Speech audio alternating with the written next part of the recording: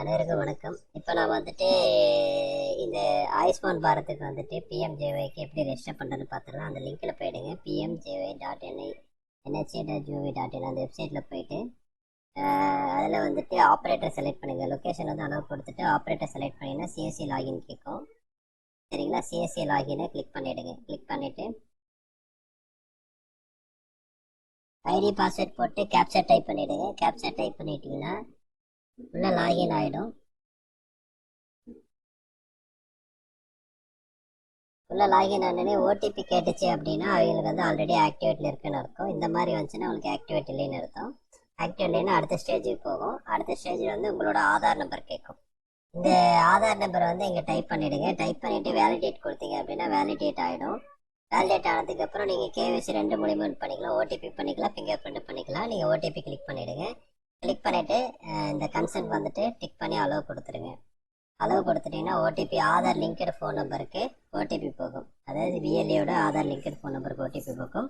அந்த ஓடிபி இதில் என்ட்ரி பண்ணுங்கள்.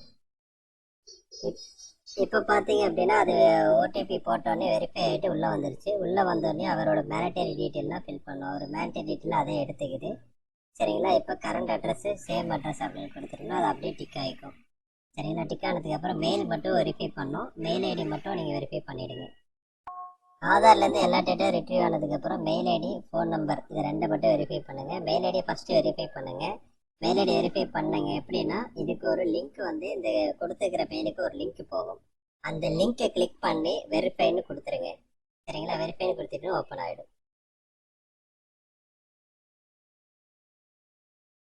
இப்போ உங்கள் மொபைல் அவரோட மெயிலுக்கு வந்துட்டு ஒரு மெயில் போய் உங்களோட மெயிலுக்கு வந்து ஒரு மெயில் வந்திருக்கும் பிஎம்ஜே ஆக்டிவேஷன் சொல்லிட்டு. இங்கே பாருங்கள், இந்த லிங்க் வந்திருக்கு. இதுக்குள்ளே போயிட்டு லிங்க் ஒன்று இருக்கும், வெரிஃபை லிங்க்னு வரும். அந்த லிங்க்கை கிளிக் பண்ணி வெரிஃபை பண்ணிட்டீங்க அப்படின்னா வெரிஃபை சக்ஸஸ்ஃபுல்லுன்னு இதுலேயே கங்க்ராச்சுலேஷன் காட்டிடும். இதுக்கப்புறம் நீங்கள் என்ன பண்ணணும் அப்படின்னு கேட்டிங்கன்னா நம்ம இதில் போயிட்டு மொபைல் நம்பர் கொடுத்து வெரிஃபை கொடுத்தீங்கன்னா ஒரு ஓடிபி வரும். அந்த ஓடிபி போட்டுருங்க. ஓடிபி போட்டதுக்கப்புறம் இதில் வந்து பேரண்ட் என்டிட்டின்னு இருக்குது. இதில் வந்துட்டு என்ன பண்ணணும்னா எஸ்ஹெச்ஏ தமிழ்நாடுன்னு செலக்ட் பண்ணிக்கோங்க. சரிங்களா? எஸ்ஹெச்ஏ தமிழ்நாடு அப்படின்னு செலக்ட் பண்ணிக்கோங்க. பண்ணிவிட்டு என்டிட்டி டைப்பு நம்ம வந்து கார்டு கிரியேஷன் தான் பண்ணுறோம். கார்டு ப்ராசஸ் ஏஜென்சி இல்லை, நம்ம கார்டு கிரியேஷனுக்கான வேலையை தான் பண்ணுறோம். சரிங்களா? கார்டு கிரியேஷன் கொடுத்துருங்க. கொடுத்துட்டு என்டிட்டி வந்து சிஎஸ்சி கொடுத்துருங்க. சிஎஸ்சி கொடுத்துட்டு சிஎஸ்சி ஐடி எந்த உங்களோட ஐடினா உங்களோட ஐடி தான் போடணும். ஐடி மாற்றி ரெஜிஸ்டர் பண்ணிங்கன்னா எல்லா டீட்டெயிலும் தவறுதெல்லாம் போய் வேற ஒரு இதில் பண்ணி சேவ் ஆகிடும். அப்புறம் அதுக்கான பேமெண்ட் உங்களுக்கு வராது. உங்கள் சிஎஸ்சி ஐடி என்னவோ அதை தான் நீங்கள் இங்கே கொடுக்கணும்.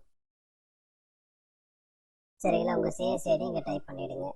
பண்ணிவிட்டு ரோல் வந்துட்டு ஆப்ரேட்டர் பிஎஸ்ஐ கொடுத்துட்டு அப்ளிகேஷன் வந்து பிஎஸ்ஐ கொடுத்துட்டு அந்த கோடு இருக்குது, நம்ம இந்த அட்மின் கோடுன்னு ஒன்று இருக்குது. அந்த அட்மின் கோடு வந்து இங்கே கொடுக்குறோம், பார்த்துக்கோங்க.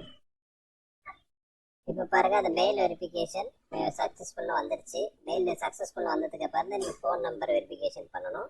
அதுக்கப்புறம் தான் வந்துட்டு இந்த டீட்டெயிலாம் அடிக்கணும். சரிங்களா? இப்போ அடித்து முடிச்சுட்டு அட்மின் கோடு நான் கொடுத்துட்டேன். இந்த அட்மின் கோடு வந்து டிஎம் கூட ஷேர் பண்ணுவாங்க. இந்த அட்மின் கோடை யூஸ் பண்ணி நீங்கள் ஆட் கொடுத்துட்டீங்க அப்படின்னா இங்கே ஆட் ஆகிடும். இப்போ வந்து ஒரு பாஸ்வேர்டு ஒன்று செட் பண்ண சொல்லும்.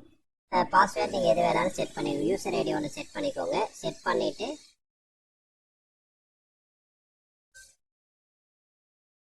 மணிகண்டன்னு போட்டுக்கோங்க. இல்லை உங்கள் சிஎஸ்சி ஐடியை நீங்கள் போட்டுக்கிட்டாலும் ஓகே. உங்கள் சிஎஸ்சி ஐடி இது போட முடியாது. உங்கள் பேர் அதுக்கப்புறம் ஒரு நம்பர் போட்டுக்கோங்க.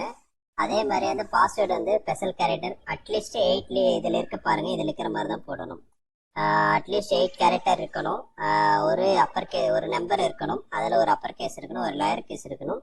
ஸ்பெஷல் கேரக்டர் வந்து லாஸ்ட்டில் வரக்கூடாது, மிடில் வரணும். ஃபர்ஸ்ட்லேயே லாஸ்ட்லேயே ஸ்பெஷல் கேரக்டர் போடக்கூடாது. சரிங்களா?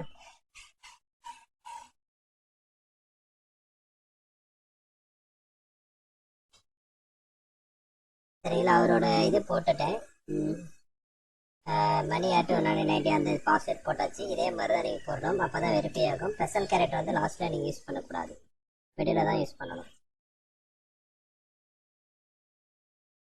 சரிங்களா? போட்டுட்டு நீங்கள் சப்மிட் கொடுத்துட்டீங்க அப்படின்னா வெரிஃபை ஆகிடும். வெரிஃபை ஆனதுக்கப்புறம் நீங்கள் ட்ராக் பண்ணிக்கலாம். இவ்வளோ தான் ரெஜிஸ்ட்ரேஷன் ப்ராசஸ்.